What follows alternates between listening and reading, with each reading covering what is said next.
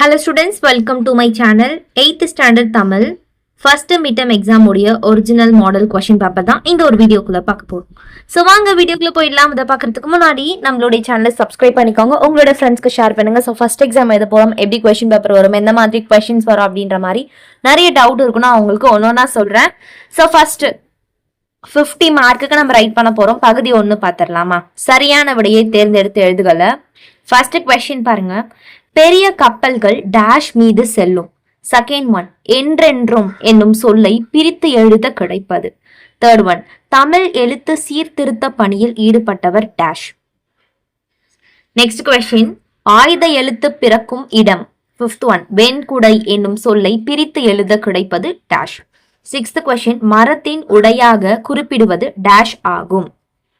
Next கோடிட்டங்கள் 6 mark கேட்டிருக்காங்க. 7th one, எழுத்துகளின் புள்ளிகளால் ஏற்படும் குழப்பங்களை கலைத்தவர். 8th ஒன், புதிய சொற்களை உருவாக்குக. தேன், கூடு, மலர், சிட்டு 4 கொடுத்திருக்காங்க. புதிய சொற்களை உருவாக்கணும். பொருள் தருக. 9th ஒன் பாருங்க, இசை, திங்கள். 10th கொஸ்டின், தொகை சொற்களை விரித்து எழுதுக. முத்தமிழ் 3 டேஷ் கொடுத்திருக்காங்க. 11th ஒன், கலை சொற்களை எழுதுக. Bubble, disease.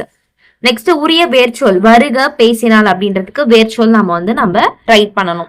பகுதி 2 பார்த்துடலாமா? 2 மார்க் 5 கேட்டிருக்காங்க. டோட்டலா 10 மார்க். எப்படியும் 5 வினாக்களுக்கு விடையளில. 13th ஒன், சான்றோருக்கு அழகாவது எது.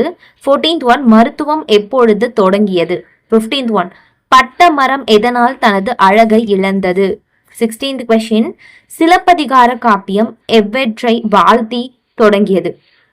17th ஒன், ஓவிய எழுத்து என்றால் என்ன. 18th ஒன், தமிழ் எங்கு புகழ் கொண்டு வாழ்கிறது. 19th ஒன், மயங்கொலி எழுத்துக்கள் யாவை. நெக்ஸ்ட் பகுதி 3 பார்க்கலாம். 3 மார்க் 2 அட்டன் பண்ணோம். உங்களுக்கு 4 கொஸ்டின் கொடுத்திருக்காங்க. ஒன்னு ஆப்ஷன்ல விட்டுறலாம். எவேனும் 2 ஆப்ஷன்ல விட்டுறலாம். எவேனும் 2 வினாக்களுக்கு விடையளிக. 20 பாருங்க, நோய்கள் பெருக காரணம் என்ன. 21, மெய் எழுத்துக்கள் எவற்றை இடமாக கொண்டு பிறக்கின்றன. 22, தமிழ் மொழியை வாழ்த்தி பாரதியார் கூறும் கருத்துக்களை எழுதுக. 23, தமிழையும் கடலையும் ஒப்பிட்டு தமிழ் அழகனால் கூறியவன யாவை. நெக்ஸ்ட் பகுதி 4 என்ன, 3+2 5 மார்க் அடிமாறாம எழுதுக. மனப்பாட பகுதி. 24 வாழ்க நிரந்தரம் என தொடங்கும் தமிழ் மொழி வாழ்த்து பாடல் அடிமாறாமல் எழுதுக. படும் என முடியும் குரல். நெக்ஸ்ட் பகுதி 5 ஏதேனும் 2 வினாக்களுக்கு விடையலில 25, இயற்கை போற்றும் வழக்கம் ஏற்பட காரணமாக எவற்றை கருதுகிறீர்கள். 26, பள்ளி குழந்தைகளுக்கு மருத்துவர் கூறும் அறிவுரைகள் யாவை. 27, மரங்கள் பட்டு விடாமல் காக்க செய்ய வேண்டியவையாய் நீங்கள் கருதுவன யாவை. 28, எழுத்துக்களின் தோற்றம் குறித்து எழுதுக. ஸோ 5 மார்க் 2 தான் அட்டென்ட் பண்ணணும். நெக்ஸ்ட் 7 மார்க் பாருங்க, 1 அட்டென்ட் பண்ணணும். ரீட் பண்ணிட்டுமா? நெக்ஸ்ட் எவையேனும் ஒரு வினாக்களுக்கு இடையில 29, நோயின்றி வாழ நாம் என்னென்ன வழிகளை கையாளலாம். 30 பாருங்க, கலை திருவிழா போட்டியில் மாநில அளவில் முதல் பரிசு பெற்ற தோழியை பாராட்டி கடிதம். ரொம்ப ஈஸியா நம்ம எழுதி 7 மார்க் வாங்கிடலாம்.